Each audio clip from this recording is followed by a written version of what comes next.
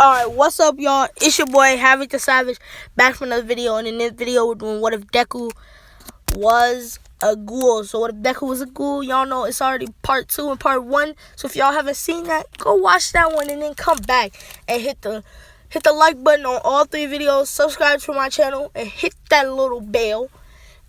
And let's go. So in this video, we're gonna be doing the USJ attack. So what happens in the USJ attack is they get taken to the USJ building.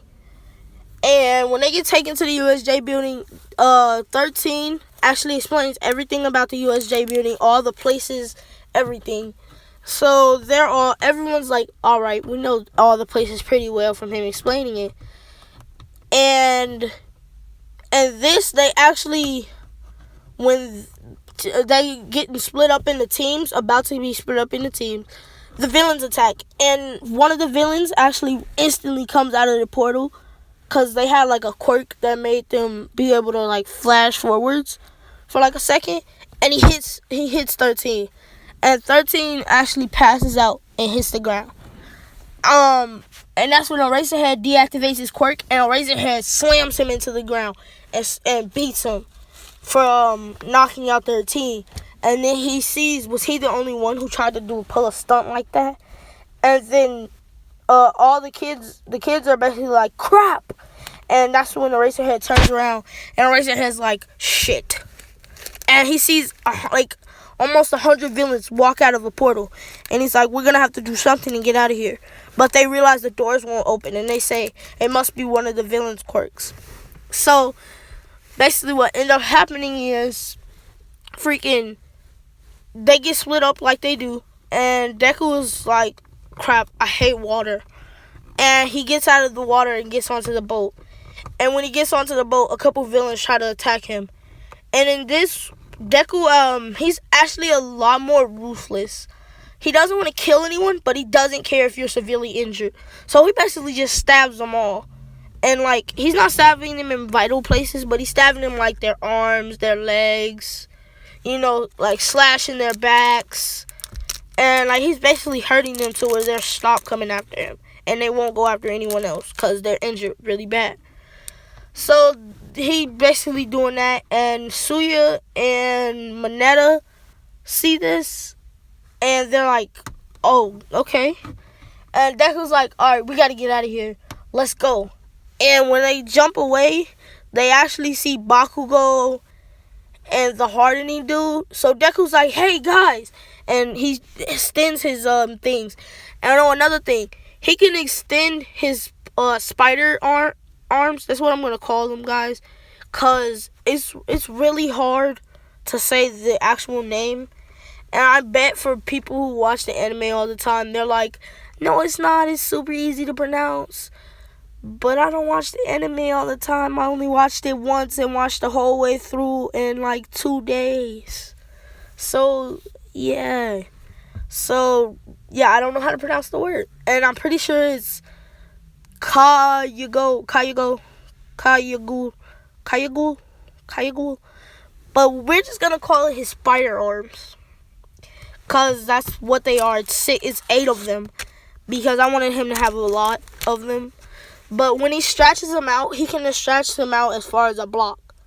But then he'll only have 2. He can stretch them out, like, he can stretch them pretty long.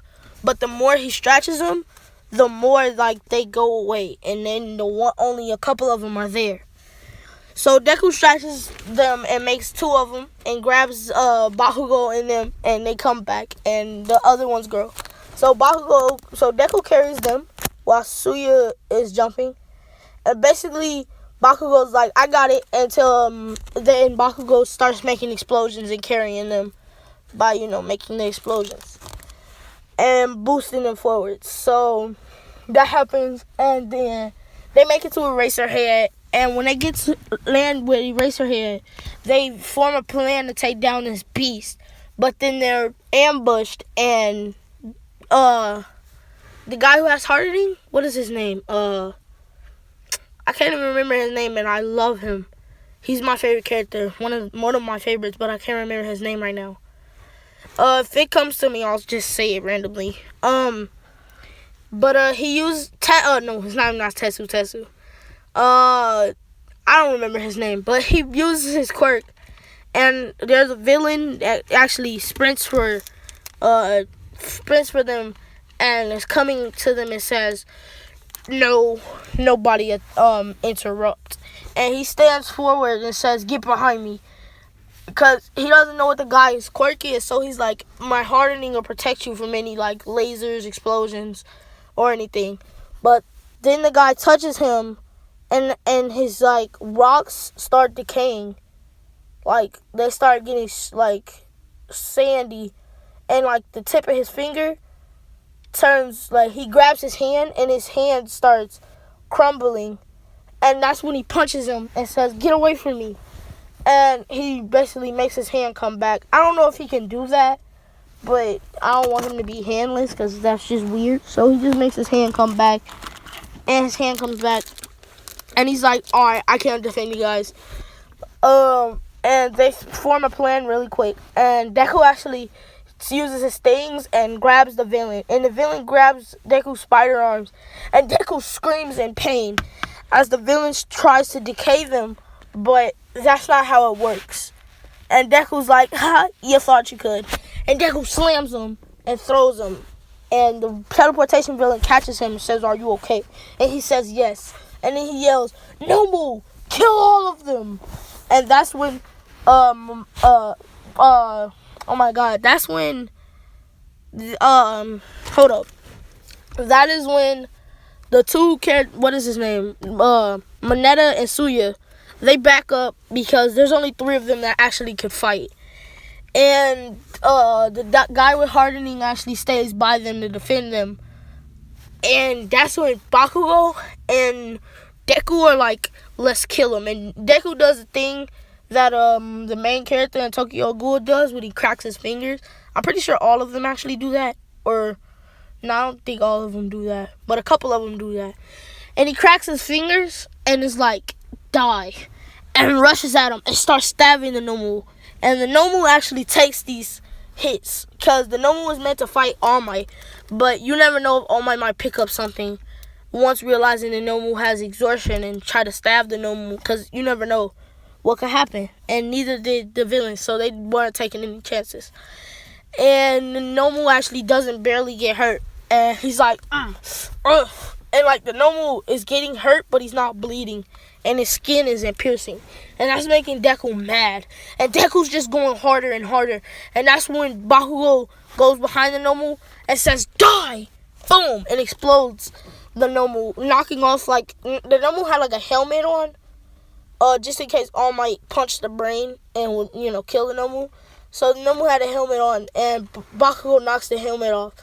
And Deku sees the exposed brain, and Deku's like, I'm feeling kind of hungry. And Bakugo says, "Deku, wait, no!" And Deku stabs the brain, pulls it off, and eats it. And everyone in his class is like, "What did he just do? That's so nasty." Because no one actually knew that that's what Deku could do with his quirk. Because Deku wouldn't tell everyone. But Deku at this point didn't care. He was mad. And that's when Deku turns to the other villain and says, "You're next," while wiping the last bits of blood off him. And he rushes the villain. That's when he yells to the teleportation villain to get them out of here. And that's what the teleportation villain does. Then All Might lands. And All Might just is taking out all of the minor villains and running around, making sure that there's none left. Taking them all out.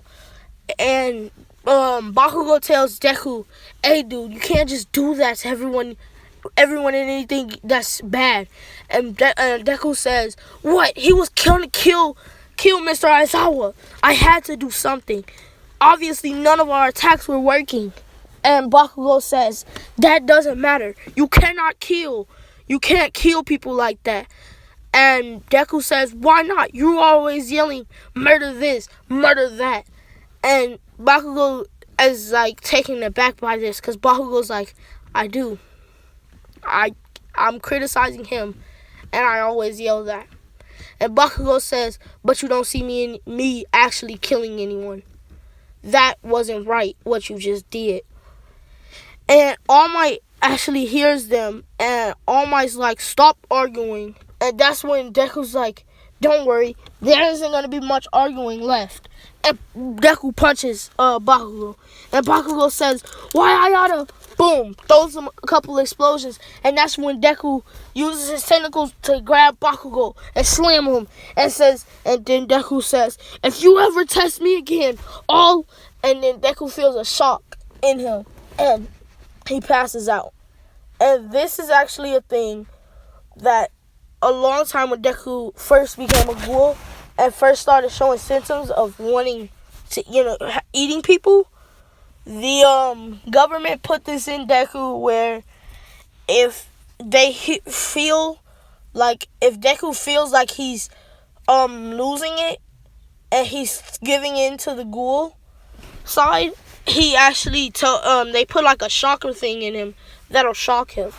And Deku actually has two sides. He has his side, which is, B1 number one hero, and then he has a ghoul side, which is, I don't care, I'm gonna eat. And this is the glutton in him, why he always has something to eat, just in case. And he was mad at Bakugo. So Bakugo's like, I know it's not his fault. I know he was just mad and upset. But still, he can't do that. And that's why Bakugo actually stops yelling explosion or explosion murder and you're gonna die and all that. He stops yelling that because of what Deku told him. But y'all, that's gonna be the end of the video. The next video is gonna be the I'm gonna actually learn people's names. So in the next video, I know everyone's name. But in the next video, we're gonna be doing what